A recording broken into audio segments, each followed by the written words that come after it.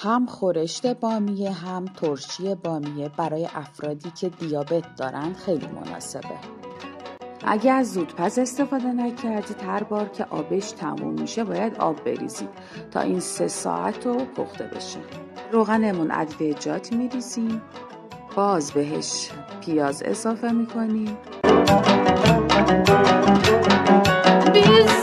زولبیه ها رو بهش اضافه میکنیم و سرخ میکنیم و گوشتی که از قبل پختیم و گوشتم بهش اضافه میکنیم. Nazlana nazlana ceyran nazlana nazlana aşıkından içi sen güzel aşıkından içi sen güzel Türkiye nazlana nazlana Türkiye nazlana nazlana Türkiye nazlana nazlana ceyran بهش رب اضافه میکنیم، آب گوشت رو بهش اضافه میکنیم nazlana ceyran nazlana و حرارت متوسط میذاریم کاملا پخته بشه.